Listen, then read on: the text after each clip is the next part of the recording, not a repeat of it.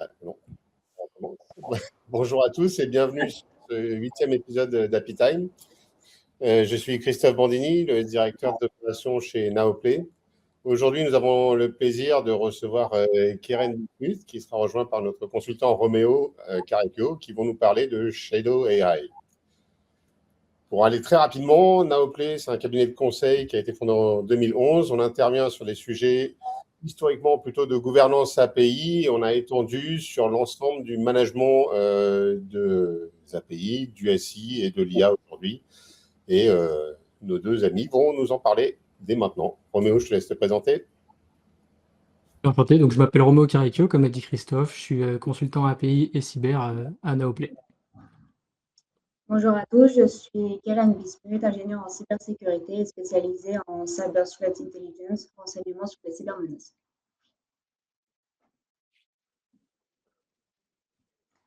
Alors, tout au long de ce webinaire, nous allons nous appuyer sur une étude de cas avec un personnage qu'on va nommer Patrick.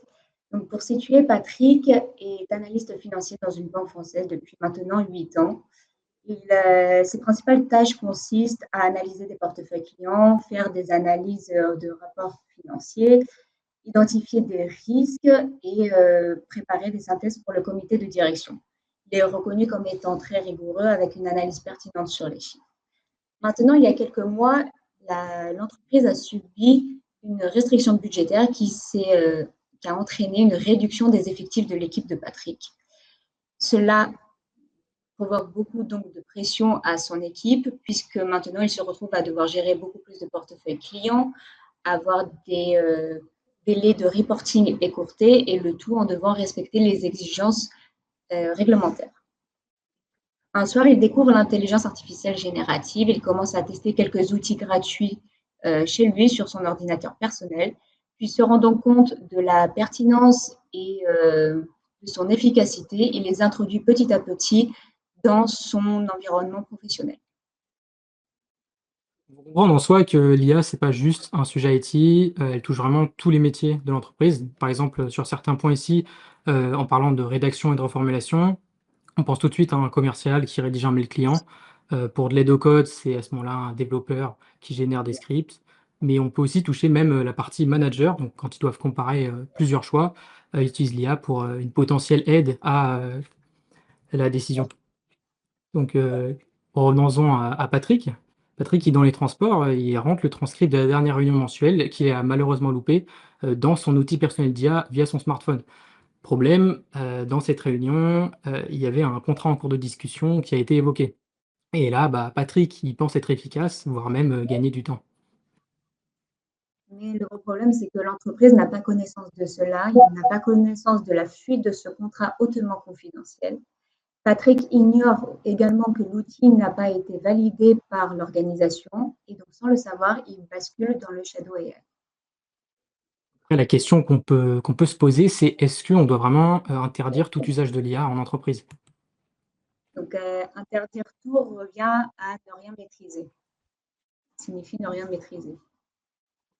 C'est vrai qu'en soi, on retrouve donc les problèmes qui sont déjà existants, notamment ceux du Shadow IT, donc avec le SaaS, le Software as a Service, et bien évidemment les solutions personnelles ou encore les solutions dites gratuites.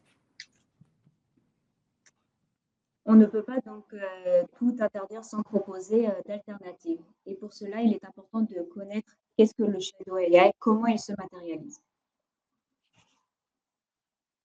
Donc le Shadow AI, on va le matérialiser par 3 grands exemples qui concernent en premier les outils et en second les données en entrée et en sortie.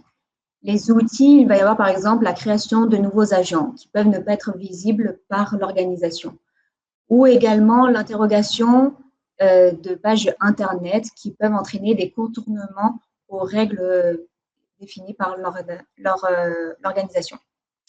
En ce qui concerne les données de sortie, donc on retrouve les documents, les copies de codes informatiques, des captures d'écran, etc.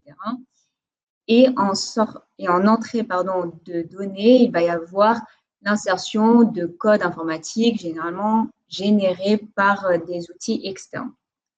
Les principaux risques du Shadow AI, ça va être la fuite de données, premièrement, mais également l'introduction d'informations erronées ou encore l'introduction de backdoors, de portes dérobées dans le code informatique. Donc en soi, si on parcourt, les risques qui passent, les plus inaperçus, on se rend compte que ce qui échappe vraiment au contrôle, ça se trouve dans l'interface, dans, l'intégration, voire même en fait dans le workflow lui-même. Donc ce qu'il faut comprendre ici, c'est que le risque, il se limite pas uniquement à ce que l'utilisateur tape dans l'interface.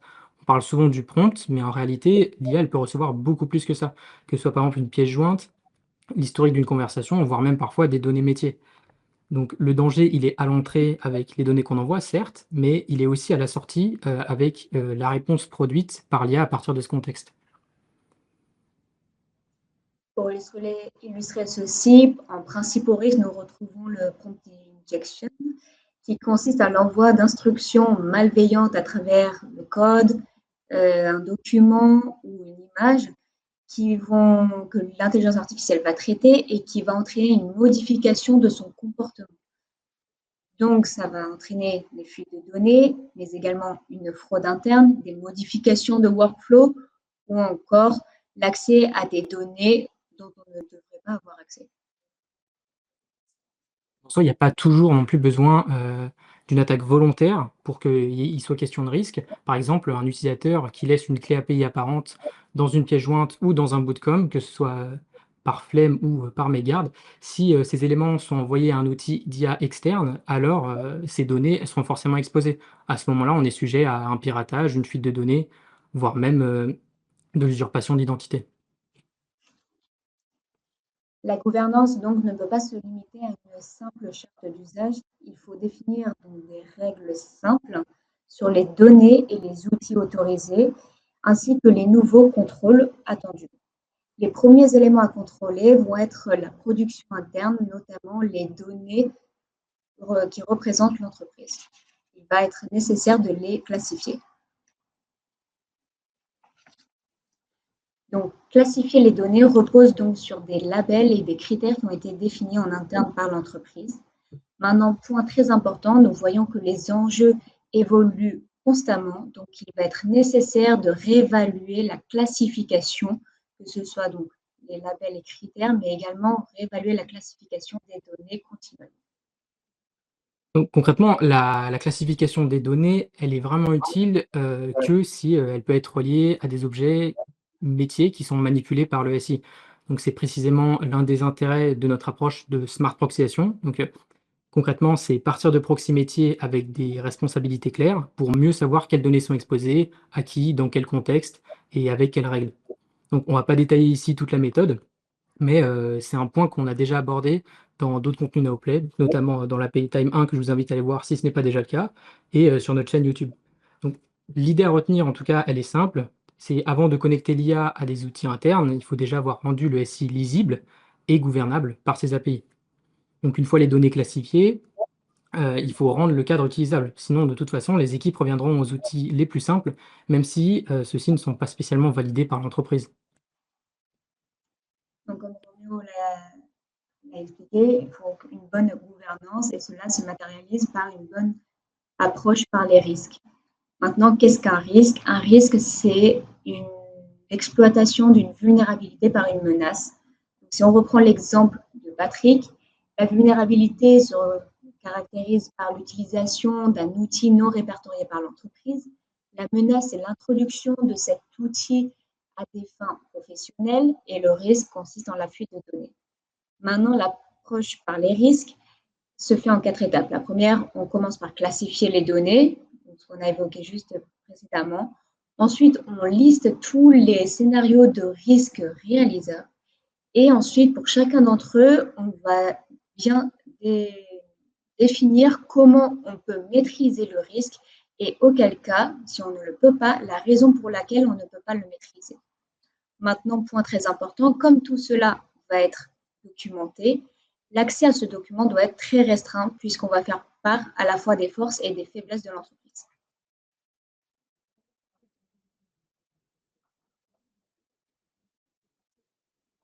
Maintenant, on va reparler de Patrick. qui a donc l'habitude, hein, de faire ingérer à son IA les transcripts de réunions, y compris, celui du dernier point mensuel dans lequel était évoqué, ce fameux contrat, qui était une donnée assez sensible. Donc d'un point de vue de données, certains éléments du contrat, apparaissent dans le transcript, dont des informations clients, des éléments commerciaux et même des clauses confidentielles qui ont été discutées, même s'il n'y a pas forcément de secret technique ou, de données très sensibles évoquées. En ce qui concerne la conformité, donc on va retrouver à la fois les clauses, la confidentialité et la RGPD s'il y a eu évocation de noms de personnes faisant partie de l'organisation. En parlant de sécurité, l'outil, premièrement, il est externe et en plus de ça, il est non validé. Donc le risque est vraiment réel, donc surtout si le collaborateur, il utilise un compte personnel ou, une extension navigateur. Mais en soi, l'usage ne donne pas directement accès au SI. En ce qui concerne la fiabilité, le résultat va dépendre s'il y a eu par la suite une vérification de l'introduction de ces données. Dans ce cas-là, le risque peut être modéré. Du point de vue impact métier, cette fois, c'est assez fort. Donc la sortie, elle peut influencer, une réponse client, une négociation, voire même, une décision interne. Même sans automatisation, on comprend que l'impact est vraiment important. Et pour terminer, en ce qui concerne le risque opérationnel, ça va être très difficile pour une entreprise d'auditer l'envoi vers l'extérieur via l'utilisation d'outils non répertoriés. Donc le risque est très élevé. Maintenant, comme on s'est basé sur un scénario assez classique d'entreprise, on se rend compte qu'après croisement de données clients, d'impact métier, de conformité et d'outils externes, il ne s'agit pas seulement d'un usage bureautique. Donc, rendre une bonne gouvernance adoptable, c'est avant tout avoir une gouvernance qui va être auditable, claire, compréhensible, mise à jour et documentée de manière perpétuelle.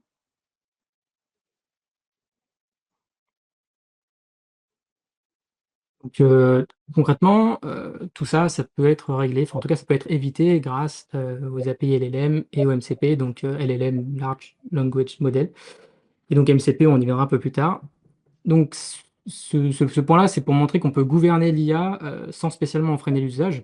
Donc pour ça, on a sélectionné 3 points clés. Donc le premier étant, de mettre en place un point d'entrée qui évite les usages dispersés et surtout qui rend visible, les modèles utilisés, les données envoyées, les coûts, les utilisateurs et cetera. Donc ici, c'était vraiment une bonne alternative pour Patrick. Maintenant, donc du côté MCP, donc le Model Context Protocol, donc ce dernier, il permet, l'accès aux outils, mais de manière plus contrôlée. Donc c'est pas un accès libre, mais on a quand même accès à plein de tools qui sont exposés, directement depuis ce dernier. Et en soi, voilà, qui dit, gouvernance user-friendly qu'on a qu'on a dit au début, dit donc une gouvernance qui est auditable et pilotable, certes, mais, elle implique un usage central et donc si l'usage est central, alors le user, il perdra pas ses habitudes et surtout il saura où se référencer pour traiter avec de l'IA. Donc, pour illustrer cette approche-là, on a déployé chez Naoplay un POC qui est appelé Sharka. Donc c'est un assistant accessible depuis Google Chat, qui est connecté à notre OSI, via Gravity et qui possède un MCP avec des tools internes et bien sûr, on a un suivi des usages, des coûts et des routages dans Grafana. Donc, le fonctionnement de ce dernier, il va être montré dans une démonstration qui va venir, où on verra, le fonctionnement, enfin son fonctionnement en tout cas, selon les différents scénarios, de l'utilisateur. Donc la base, elle sera toujours la même, c'est-à-dire un utilisateur qui, envoie une requête en langage naturel dans Google Chat. La requête ensuite, elle est filtrée par, des groupes workspace, ce qui permet donc de mettre un premier filtrage en fonction des droits de l'utilisateur. La requête, elle continue ensuite son chemin en passant à travers la gateway Gravity APIM, dans laquelle plusieurs couches de sécurité sont mises en place, comme la vérification du domaine de l'utilisateur, des policies Gravity, donc que ce soit du rate limit, du quota, etc. Et pour finir, FastAPI analyse la requête et la redirige vers le scénario qui convient. Donc on a divisé, ces éventualités en 4 schémas distincts. Donc le premier cas, qui est possible, c'est l'utilisateur, il envoie une requête qui ne nécessite pas spécialement de tout l'avancer, donc il n'y a pas besoin de données métiers et surtout cette requête peut être traitée de manière simple. Donc à ce moment-là, le LLM principal est appelé et la réponse est directement envoyée dans le canal Google Chat en repassant par Gravity APIM. Donc pour ça, je vais partager mon écran et vous faire une petite démo. Hop. Du coup, tac. Donc normalement, on voit mon écran. Karen, si c'est bon ou Ouais, on voit. bon. Du coup, donc je vais lui demander à ce chatbot, qu'est-ce qu'une API?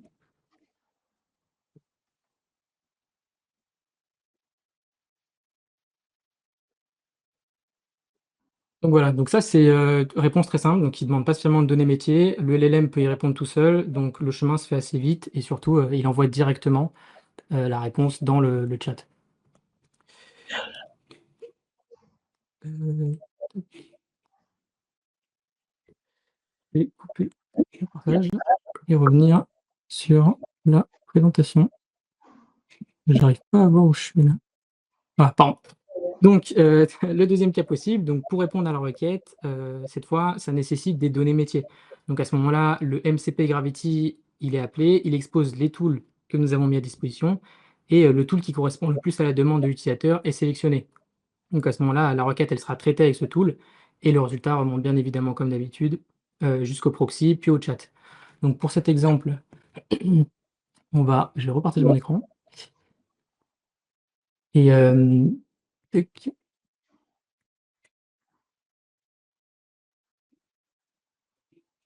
Donc cette fois, donc pour cet exemple, on va prendre, une des business units de Naoplay, qui est utilisée, du coup dans un CRM. Je vais lui demander des informations sur, une personne. Donc, peux-tu me donner des infos de j'ai plus son nom spécifique. Attendez, hop, je fais ça, ça.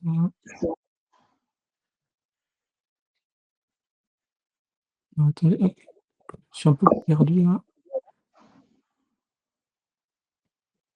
Je vais revenir à la présentation. Alors attendez, hop, je partage mon écran.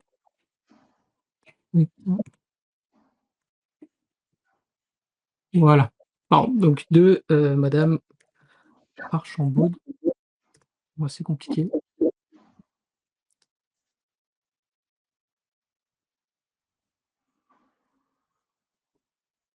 Donc voilà, donc par exemple, là, j'ai rien eu de spécifique à préciser autre que son nom de famille et bien évidemment, toutes ces informations apparaissent. Donc c'est ici, c'est le tool Begin, qui a été appelé. Donc je vais revenir, hop, à la présentation. Le troisième cas, donc qui peut arriver, c'est, le routage vers un autre LLM. Donc dans le cas d'une requête bien spécifique, comme l'évaluation d'une spécification OpenAPI, le routage vers, le LLM spécifique s'effectue. Donc ça pourrait être n'importe quel LLM, mais nous on a choisi, le modèle, Oyama 3.2 2.3b. Donc c'est un modèle, qui est pas cher, donc très peu coûtant et surtout qu'on peut héberger en local grâce à OpenWebUI. Donc ici, pour vous démontrer cela, je vais repartir dans mon Google Chat pour discuter avec Sherka et cette fois, je vais lui envoyer donc une spécification OpenAPI. Hop.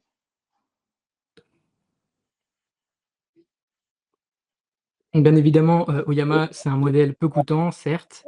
On a essayé de le brancher à des modèles plus puissants, c'est plus rapide, mais plus coûtant. Donc ici, le traitement de la donnée peut prendre, un certain temps et donc je vais en profiter pour directement partager un autre écran une fois que qu'on aura la réponse.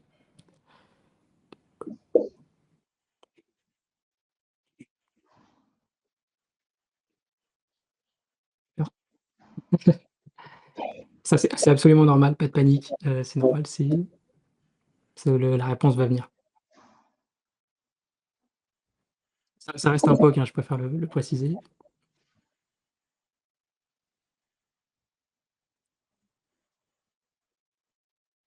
Voilà, super. Donc en effet, ça a marché, aucune surprise. Donc ici, on a le résultat et donc le plus important, ce que je souhaitais vraiment vous montrer, c'était le fait que, on peut réussir donc à router vers un autre LLM et donc pour cela, je vais partager un autre écran, donc celui dans lequel, on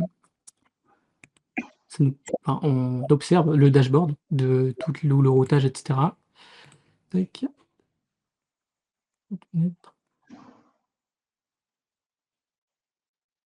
Essayer de hop, Grafana. Donc voilà, donc ici, on peut voir dans Soloxy, donc c'est 13h36, hein, c'est celui qui vient de passer, donc la requête OK, et cetera, et on voit bien qu'elle a été routée vers un autre site en utilisant un autre modèle.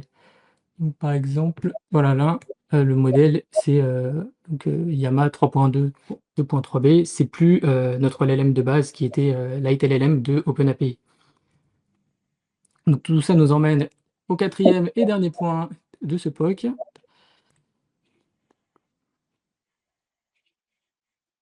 Qui est le cas où l'utilisateur n'est pas authentifié et effectue une requête à ce moment-là concernant des données métiers. S'il n'est pas connecté, un lien va apparaître et malheureusement, s'il n'a pas les accès nécessaires, même après connexion, il ne pourra pas accéder à cette donnée. Donc c'est une couche en plus de sécurité qui fait en sorte de filtrer plus les users en fonction de la donnée à laquelle ils ont accès ou non. Par exemple ici, hop. Donc je vais demander les informations d'un user, enfin d'un contact d'un CRM auquel je ne suis pas censé avoir accès.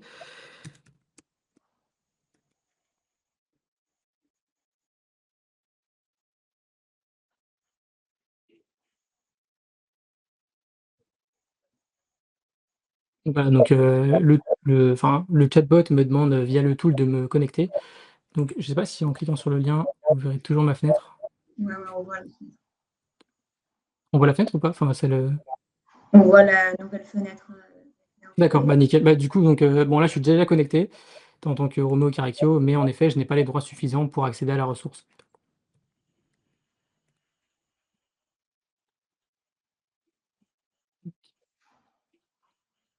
Donc concrètement, donc tout ça, ça représentait les flux, enfin les possibilités du flux de données. On peut bien évidemment tout superviser depuis Grafana, comme je vous l'ai montré. On n'avait pas uniquement voir si le routage fonctionnait, c'était vraiment tous les tools et toutes les requêtes, les erreurs, et cetera, ainsi que le coût, les tokens. Et on peut aussi tout superviser dans Gravity lui-même. Donc concrètement, le POC Circa que je viens de vous faire, il correspond enfin, il répond en tout cas à un premier besoin, c'est le proposer un point d'entrée simple et maîtriser donc à l'IA générative via Google Chat. En soi, c'est qu'un point de départ, parce qu'on le sait tous, les usages évoluent déjà vers des outils beaucoup plus intégrés, donc Claude Code, OpenAI Codex, Copilot, des assistants dans les IDE, donc VS Code, etc. Et dans ces cas-là, l'utilisateur, il va pas forcément sur un chatbot. Donc l'IA, elle devient vraiment une brique invisible dans son environnement de travail. Donc c'est ici que la gouvernance, elle doit changer d'échelle. Il suffit plus de sécuriser une interface d'accès. En fait, il faut aussi être capable d'observer, d'orienter et de contrôler les appels vers les LLM, y compris quand ils partent d'un poste développeur, d'un outil métier ou même d'un workflow. Donc c'est l'intérêt c'est l'intérêt des approches pardon, comme celle de Gravity Gamma qui va bientôt sortir. C'est rapprocher la gouvernance des flux réels, détecter les appels vers les LLM et surtout les rerouter vers une gateway pour appliquer des politiques communes, donc de l'authentification, le choix du modèle, des logs, des quotas, des coûts, des règles de sécurité, etc. Donc on se permet ici de reprendre directement l'un des slides Gravity, donc, qui présente par exemple la solution d'écoute directe du flux trafic réseau afin de détecter le trafic vers les LLM, donc les plus courants, et de rerouter ces appels vers la gateway. Voilà, si vous avez des questions, on y répondra avec joie. Merci à tous les deux. Et Roméo, bon baptême du feu. J'ai failli te suggérer de chercher les infos de Murphy à un moment, mais tu t'en es bien sorti. Donc merci. Merci aussi. J'ai vu qu'il y avait de la participation dans les sondages qu'on a diffusés en même temps. Donc je vois en particulier que la grosse crainte est du côté des coûts, si on en croit le sondage, là, parce que là, 71%, les coûts et la consommation des modèles est important. C'est un peu comme si Claude avait récemment revu ses tarifs et qu'on craignait que OpenAI le fasse bientôt. Donc effectivement, c'est une question. On a ce suivi dans les plateformes. Roméo a mentionné Gravity Gamma qui est annoncé à la fin du mois. Je ne sais pas quelles fonctionnalités seront ou pas disponibles tout de suite, mais effectivement, il est important de voir que dans leur cas, ils voient la gouvernance IA comme l'évolution normale de la gouvernance APIM. D'autres solutions sont dans la même tendance. À voir après entre est-ce qu'on veut un gros monolithe ou est-ce qu'on reste quand même sur des architectures modulaires.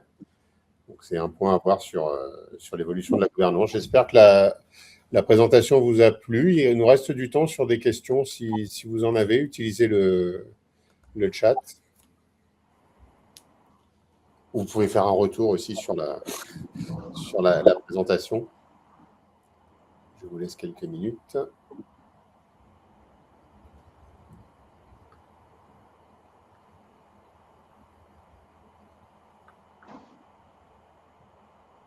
Pas de retour pour l'instant.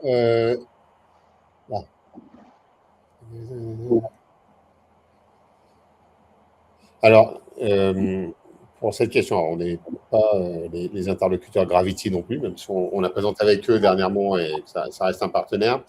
Non, pour le SaaS, bien entendu, l'utilisation de l'IA à l'intérieur d'un SaaS, on n'a pas la main dessus. Par contre, le dernier slide que présentait Roméo, c'est un agent sur le poste du développeur qui, lui, va intercepter les trafics API vers OpenAI, Claude, etc. et va rerouter vers les proxys. Voilà. Donc là, ce trafic qui pourrait nous échapper, il est intercepté par un agent dans le sens, j'allais dire antique du terme, mais dans le sens historique du terme, donc un démon sur l'ordinateur qui écoute le trafic réseau et va rerouter dans ce cas-là vers l'IA Gateway. Donc bien sûr, il faut avoir préparé l'IA Gateway pour le reroutage derrière, mais ça va permettre effectivement, typiquement, d'avoir des usages qui pourraient être personnels, comme dans le cas de Patrick, qui là s'il utilise son interface en local, il fait un appel vers je crois que c'était s'il fait un appel vers OpenAI, ça sera rerouté et ça passera par le contexte entreprise, par exemple. Mais par contre, oui, quand on est complètement sur le SaaS, on ne peut pas l'intercepter.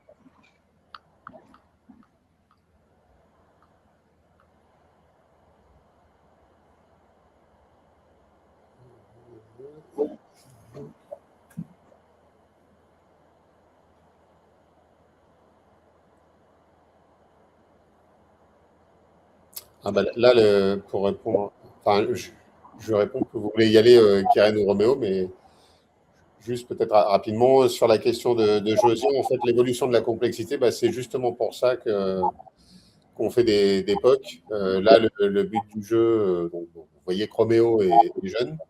On a un plateau dédié chez Naoplay et effectivement, le but, c'est de faire travailler sur des exemples itératifs et de plus en plus complexes pour maîtriser les bases qui doivent l'être au début, mais effectivement être capable de répondre aux challenges. On a aussi des consultants beaucoup plus seniors qui, eux, s'amusent avec Open Web UI, par exemple, ou des solutions comme ça en ce moment, pour faire des contextes plus larges.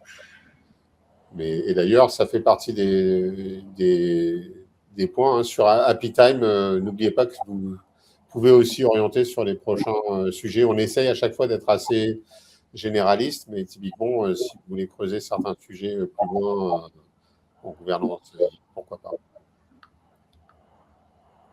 Oui, c'est bien ça, Alec.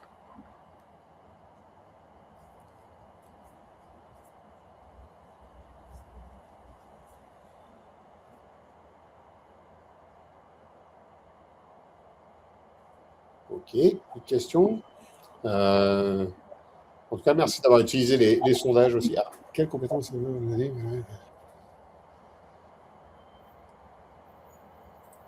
Alors, sur la sécurité des API spécifiquement, vous avez, je n'ai pas l'URL en tête, en fait, googlez ça. Sur AppySec University, j'ai pas le URL en tête, c'est forcément appysecuniversity.quelque chose. Donc là, il y a beaucoup de supports de cours gratuits et des badges, ce qui rend le côté ludique aussi pour former vos équipes. Voir le niveau de profondeur que vous voulez avoir. Merci Arnaud. En fait, il y a plusieurs cours. Certains sont vraiment n'ont pas beaucoup d'intérêt. Par contre, le cursus fondation reste intéressant. D'ailleurs, on l'avait fait en français, si vous allez voir nos vidéos sur YouTube. Et il y a aussi le cursus de Pentest qui va assez loin. Après, je ne suis pas au courant de tout ce qui s'est passé dans AppySec University, mais en l'occurrence, l'équipe fondatrice s'est scindée il y a quelques semaines maintenant. Et donc, Dan Barahona, lui, a créé AI University. Pareil, je n'ai pas l'URL là. Et donc, ça, AI University, c'est en cours de formation. Alors, c'est plus dédié à IA, mais comme vous avez compris, parce que souvent, en fait, on retombe sur des problématiques API. Par contre, sur AI University, je pense que les cours vont être payants. Sur les cours API, vous avez aussi une Masters qui est une extension de Happy Days avec quelques cours gratuits et des cours payants aussi. Et je mentionne aussi qu'on a un cours dédié design où la sécurité est un des volets qui est disponible sur notre site. Le cours est gratuit et il y a une certification payante. De rien. Merci.